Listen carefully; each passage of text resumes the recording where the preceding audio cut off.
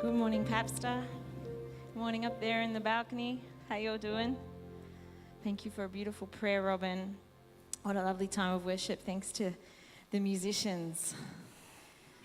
All right, we're in the book of Daniel, and we're going to open the Word again this morning. But we've heard the stories. We've heard them. Back in 1999, there was a shooting in a high school in America, Columbine High School. One of the most famous stories to come out of that experience was the story of a young girl who, when faced with the shooter, he asked her a question. And the question was, "Do you believe in God?" And she said yes. And that was the last statement, her final declaration of her entire life. A few years ago, I was teaching 12-year-olds, and I had a book on my desk. It was called Jesus Freaks. And the kids and I used to like to read it for worship. It was really all about martyrs, people who had laid down their lives for the cause of Christ, for their belief. They'd willingly given up their lives.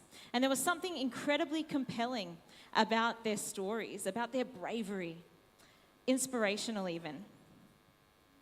Quite often I'd find myself wondering, could I do that? If I could, would I smuggle Bibles into an Asian country because they don't have any? Would I meet in an underground church because that's the only way I could get together with fellow believers? Would I do that? Could I do that? Or would my inclination be to do something entirely different? And then I was racking my brain because I was thinking, every good sermon starts with a story. And often the speaker tries to connect it and make it a story that they know, that's about their life. But then every story I came up with either seemed like I was giving far too many secrets away about myself and I wasn't comfortable sharing that with you, or it was way underrated. It just didn't have the same power and beauty of these stories of martyrs and people that are brave and willing to lay down their lives for the cause of Christ. So I kind of just came up with nothing. But the thing is, I firmly believe that every single time we study this Bible, every time, it's more than just a recount of history. It's more than that. There's more than just a nice illustration in this book that's neatly packaged in a sermon today. And each story in this book is there to draw us in and to reveal something about the character of God and convict us. Something I'm learning each time I pick up this book and I read a familiar story, which Daniel is to me. Daniel's such a familiar story to me that someone asked me today in the foyer, "Hey, Keira, what are you preaching about today?" And I said, "I'm preaching about Shadrach, Meshach, and Abednego in the lion's den." Yeah, you get it. Next thing I'll be talking about Daniel in the fiery furnace. But I'm going to try not to get the stories confused. But I've heard the stories of Daniel for my entire life. And every single time we study it, every single time we dare to open this book in our life group, there's something new to be discovered. I don't think we can ever come to a point where we're hearing a story from the Bible and we go, "Oh, this story again, there's nothing new to learn here." I think there always is. And there's just this openness to the Holy Spirit just to teach us, just to convict us of something new that day. So today, I don't want us to hear a familiar story. I actually want us to write ourselves into this story. And I'm going to ask you some questions today. And I want us to discover what it means for us. Because this story, this is full of statues and kings and fiery furnaces, none of which exist in my life today. Or do they? Maybe my life is full of statues and kings and fiery furnaces. And today, like last week, we're going to have a storyteller. And today we are privileged to have one of our most famous storytellers from the Treehouse, Mr. Gavin, join us on the stage. And he's going to be sharing the Word of God with us. Every time we look into the Bible, he's going to be reading that passage for us. So we thank you for that, Gavin. And so today I'm going to ask you to take out your Bibles. And we're going to turn to Daniel the book of Daniel, chapter 3, and that is on page 523 if you've got a Bible from the pew in front of you. And we're just going to stay there the whole sermon, kind of going to go back and forth. So keep your finger there, mark the place. And while you're turning there, I just want to fill you in on some stuff that's happened. It's helpful for us to have a little bit of background. So here's the background, okay, on this passage. We need to understand that Daniel, he's not foreign to the king. He is known to the king, and he serves in the king's court. And Daniel's friends, Shadrach, Meshach, and Abednego, they are known to the king as well. He's well acquainted with them because they're advisors to Daniel as he serves in the king's court. And what we dove into last week with Norman in the previous chapter is Daniel's interpretation of the dream that the king had. And the king had no idea what the dream meant. He was quite disturbed by it. So he asked all of his wise people what it meant. And then he threatened them, if you don't know what it means and you can't tell me, then I'm going to kill you all. And so Daniel buys some time. And the dream was of this massive statue, and it was made of all sorts of materials. But most importantly for us today, we need to know that the head of the statue was made of gold. And the gold head of the statue represented Babylon, which was King Nebuchadnezzar's kingdom. Okay? And so Daniel buys some time, he interprets the dream, and he tells King Nebuchadnezzar what's going to happen in the future and what's going to happen to these kingdoms. And Nebuchadnezzar, he's so amazed by Daniel, he rewards him, he promotes him, which is not the reason why Daniel did it, but he promoted him higher up into the king's court. And Daniel, true to form, to be the Daniel that we know, always gives God the glory, and that's what he did there also. So I want us just to fast forward. We're in chapter 3 now, and the king has constructed his own statue. This is what is taking place. King Nebuchadnezzar made a gold statue 90 feet tall and 9 feet wide, and set it up on the plain of Dura in the province of Babylon. Then he sent messages to the high officials, governors, advisors, treasurers, judges, magistrates, and throughout all the provincial officials to come to the dedication of the statue he had set up. So all these officials came and stood before the statue King Nebuchadnezzar had set up. Then a herald shouted out, "People of all races and nations and languages, listen to the king's command. When you hear the sound of the horn, the flute, the zither, lyre, harp, pipes, and other musical instruments, bow to the ground to worship King Nebuchadnezzar's golden statue. Anyone who refuses to obey will immediately be thrown into a blazing furnace." So, at the sound of the musical instruments, all the people, whatever their race or nation or language, bowed to the ground and worshipped the golden statue that King Nebuchadnezzar had set up. I just want us to think for a moment about what this statue represents.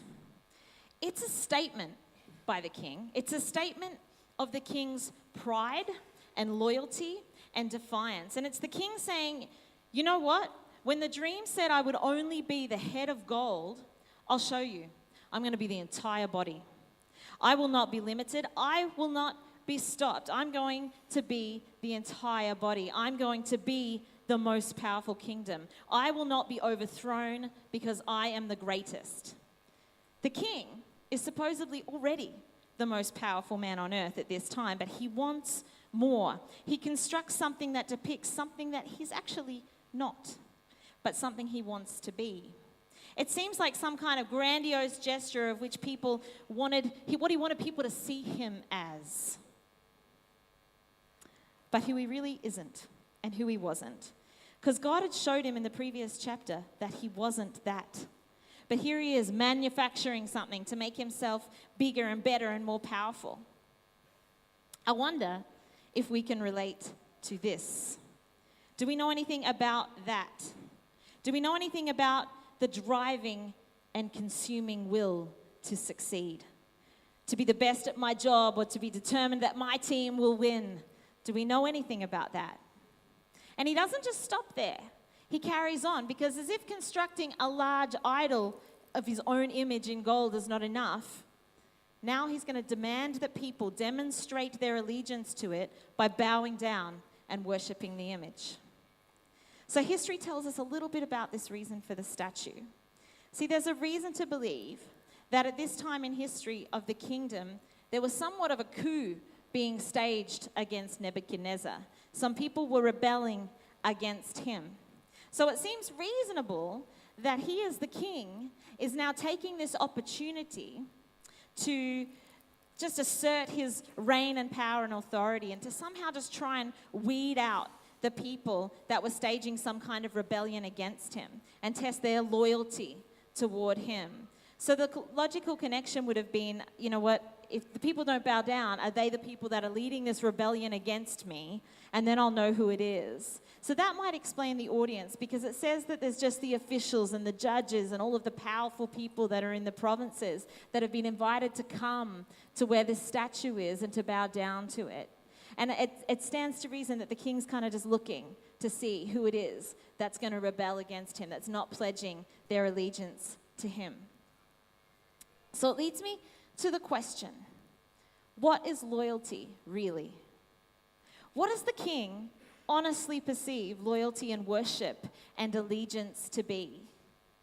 Does he derive some sort of satisfaction and purpose out of a decree to worship his image? Or does he know that he's really trying to manipulate something that cannot be manipulated?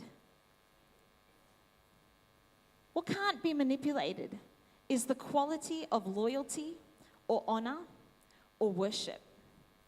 In ultimately setting himself up as a god or an object or a kingdom to be revered, he strips himself of any real power other than that of fear and obligation.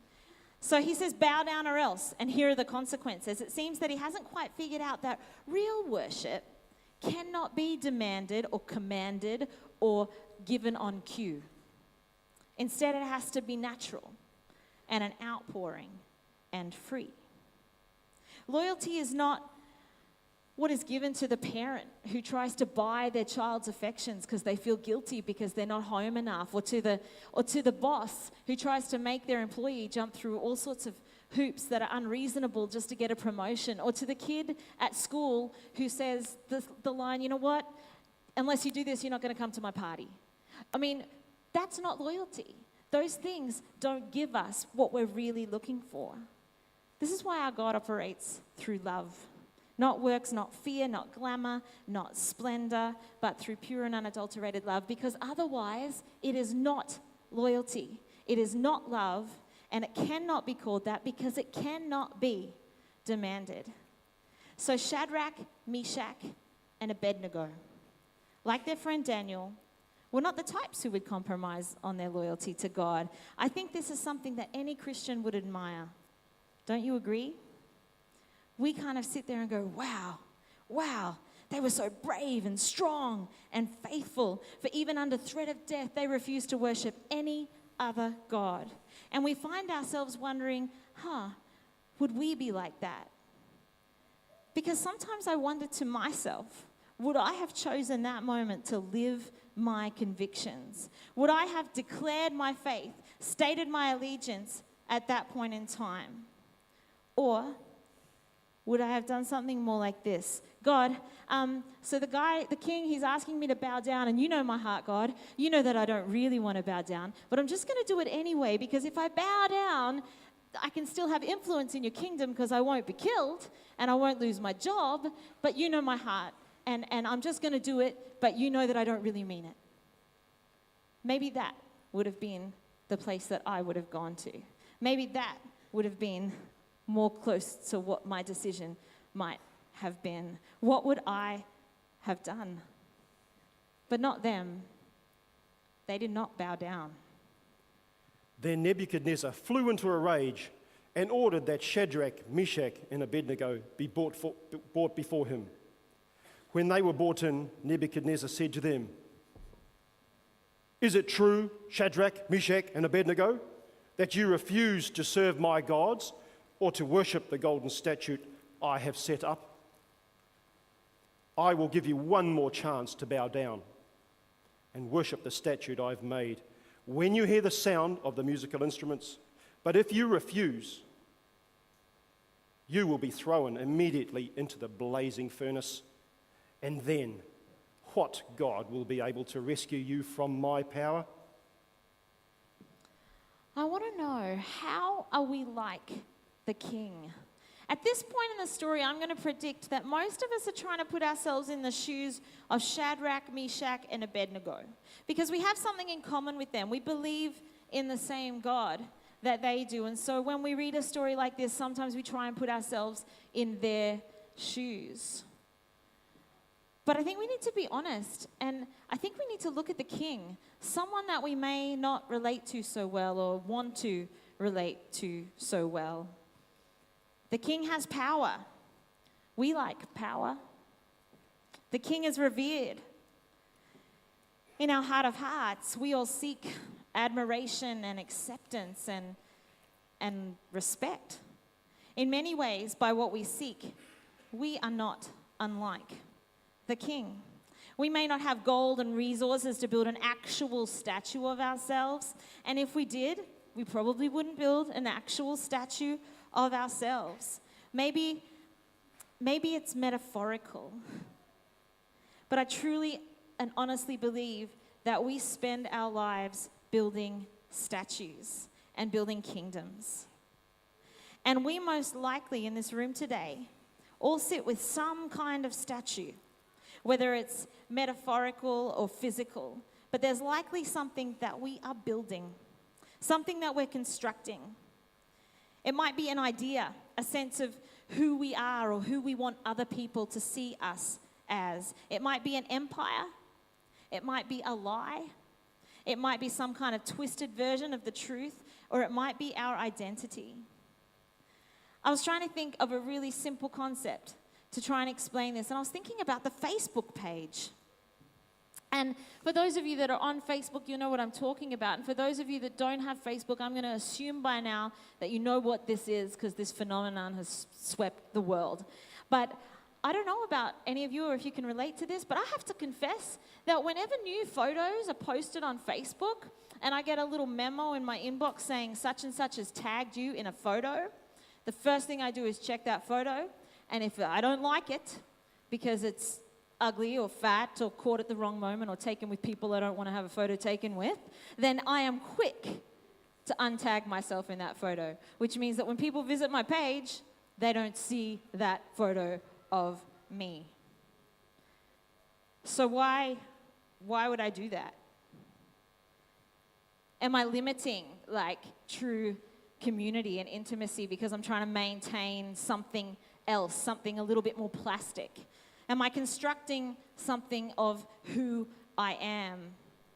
Because if it's not Facebook, it could be a car or a house or a career or my thirst for knowledge or to be known as somebody that's knowledgeable. But we can't really maintain it because you know what? The people that know me well know that sometimes I look just as ugly as I did in that photo.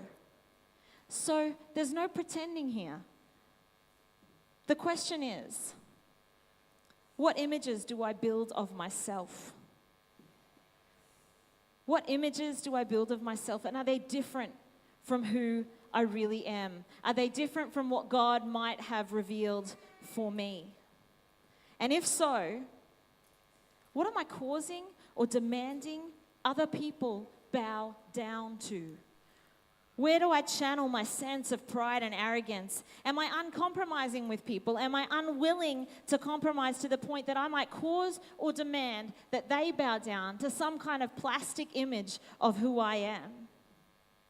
And the question is, do we have people in our lives that are going to stand against us and point us and redirect us to where we should be focusing? Because whether the king likes it or not, Shadrach, Meshach, and Abednego did some redirecting. And they didn't feel the need to defend themselves. Let's read on. Shadrach, Meshach, and Abednego replied, "O Nebuchadnezzar, we do not need to defend ourselves before you. If we are thrown into the blazing furnace, the God whom we serve is able to save us. He will rescue us from your power, your majesty. But even if he doesn't, we want to make it clear to you, your majesty, that we will never serve your gods or worship the gold statue that you have set up." At this point, I just want to sigh and ask myself, wow, What is it like to have that kind of faith? Because I'm sure it's deep down in me somewhere. I'm sure it's somewhere down there. I just don't know that I have it. And I know that it's not a kind of or sometimes or lukewarm kind of faith. It's a whatever comes God faith. And I'll be faithful kind of faith. It's a... If we are thrown into the blazing furnace, the God whom we serve is able to save us. He will rescue us from your power, your majesty. But even if he doesn't, we want to make it clear to you, your majesty, that we will never serve your gods or worship the gold statue you have set up. Yeah, your majesty, we will never serve your gods or worship the statue you have set up. It's that kind of strength. An awareness of the character of God that you serve, and how sure must they be in their God? How well must they know his character? How often must they have asked for his character to become their character? How uncompromising they must be in their allegiance to make a statement like that. Because in their humanness, and they're human, and in their weakness, and I'm sure they're weak, and in their doubt and in their intimidation, and in the face of a difficult situation, they can still say the words, But even if he doesn't. But even if he doesn't. But even if he doesn't. So here's a couple of questions, and they're character questions. They are about your character and what you experience about the character of God that we serve and that we worship and that we pledge allegiance to. How does this "even if he doesn't" statement apply to your life? I don't know, is it even if I don't fall pregnant, God, or even if I don't get married, or even if I don't get that job, or even if I don't get released from that financial burden, and even if I don't escape the court scot-free, and even if I don't get better, and even if he doesn't, is he still the God I know? Is he still the God I worship? Is he still the God whose flag I fly?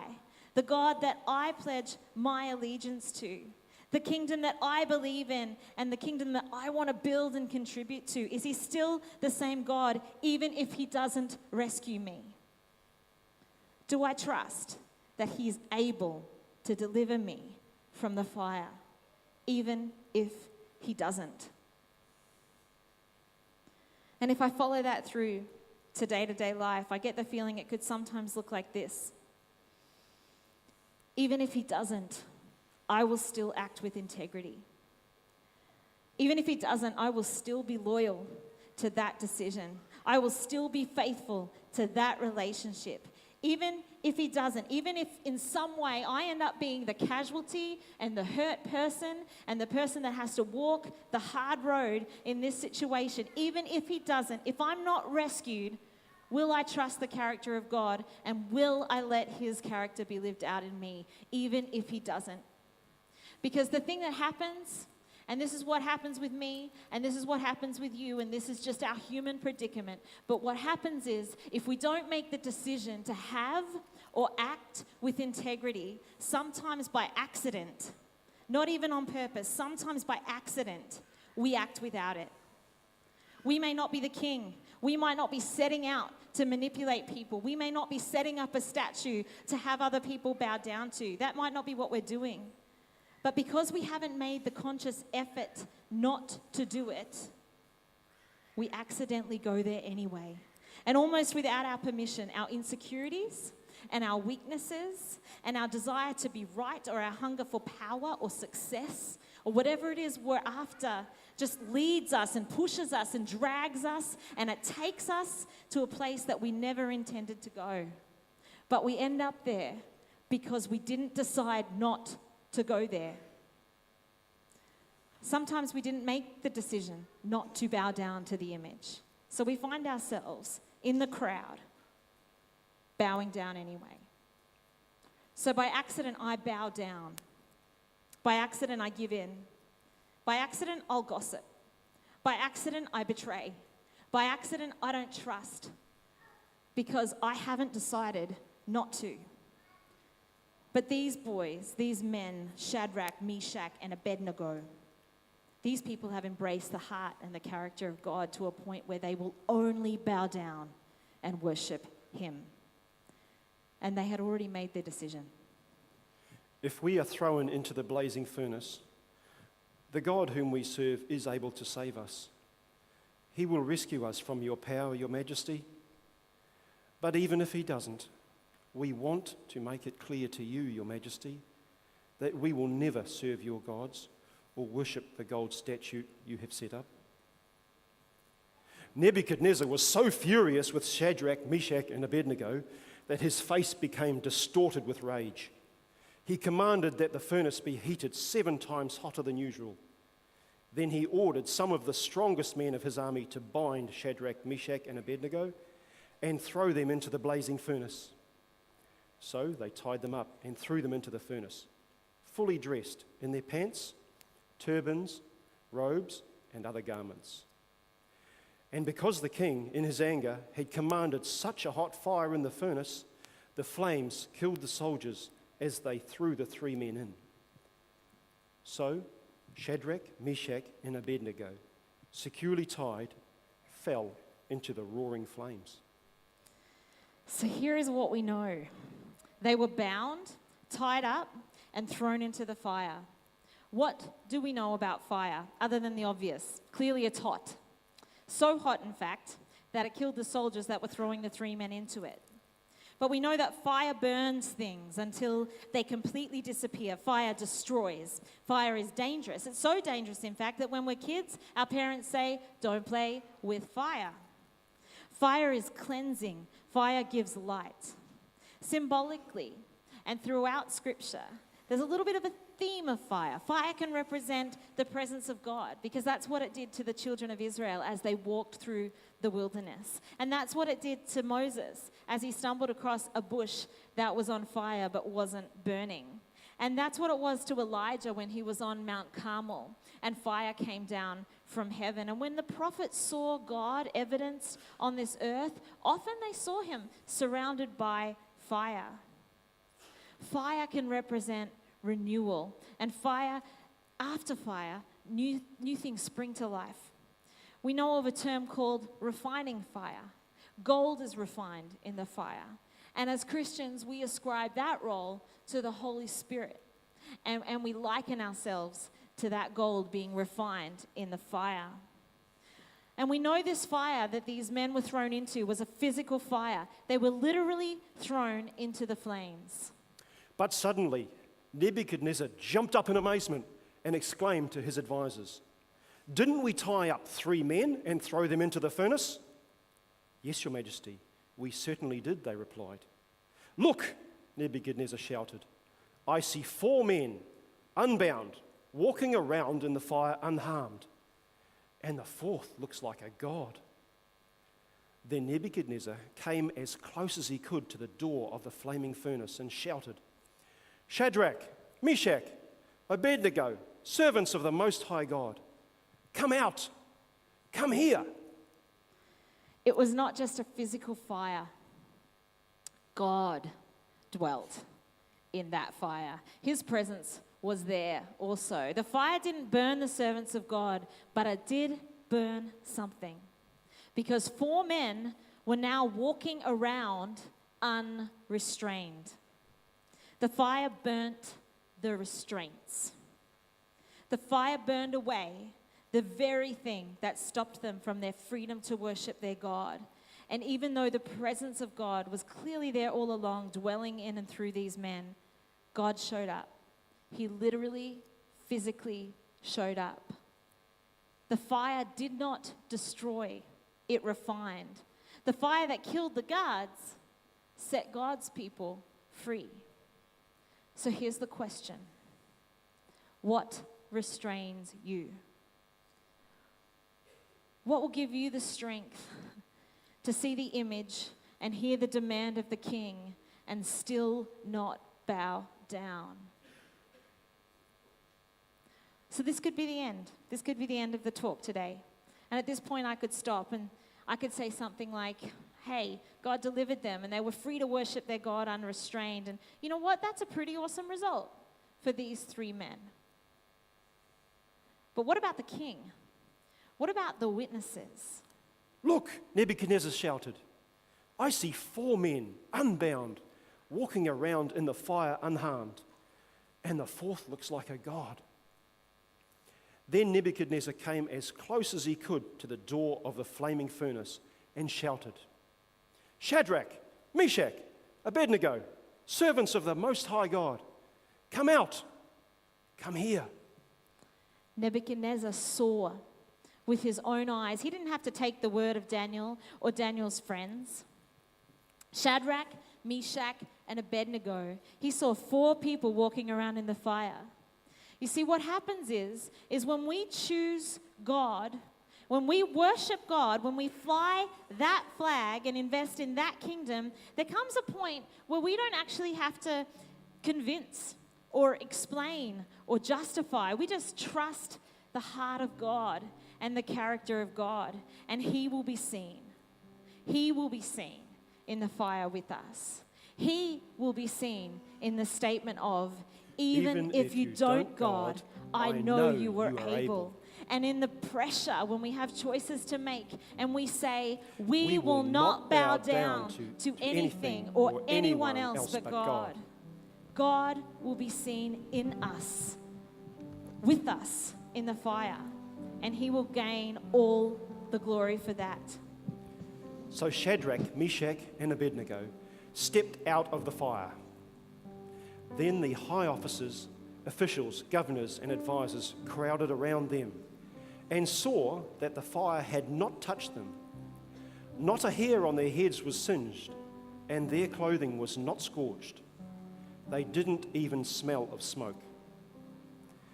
Then Nebuchadnezzar said, Praise to the God of Shadrach, Meshach, and Abednego. He sent his angel to rescue his servants who trusted in him. They defied the king's command and were willing to die rather than serve or worship any god except their own God. See, this is not just a story about people being brave and strong and sticking to their faith and being rescued from the fire. This is a real life living of worship. This is the presence of God in us. This is determining not to build our own statues or our own agendas. This is God's ability to destroy anything that stands in the way of us and Him. And this is our opportunity for us not to bow down and to let God remove anything that binds us up and stops us from worshiping Him. This is a story of action and intention and allegiance and God's character being revealed through people like you and through people like me. This is an opportunity to surrender and submit and lay down and acknowledge God can, even if He doesn't. So I wonder if as a church we can say today, we will not bow down. We will not build statues or monuments or dreams for ourselves, and we will not demand that others bow down to those either. We will trust that our God is able to deliver us from the fire. But even if He doesn't, we will not bow down to anyone other than Him. We will ask for whatever it is that restrains us from our worship, whatever it is that binds us up, to be burned in the fire in the presence of God in our lives. We will trust that when people look into that fire, or when people look out and see that we're not bowing down, they will see God. They will see 2 people, not just one. They will see you, God, and they'll give you, God, the glory. And so will we. And I feel like it's a perfect time for us to pledge our allegiance again. I feel like it's a perfect time for us to actually say who we will bow down to. And so we're going to sing a song now. And it says, here I am to worship. Here I am to bow down. But let's be clear about who we're bowing down to and clear about who we're not. And let's be clear about the fact that God can, even if he doesn't. He is able. And let's worship that God. And let's let anything that restrains us from true worship and authentic worship be burned in the fire, because that's what the fire is for. Let's worship him now.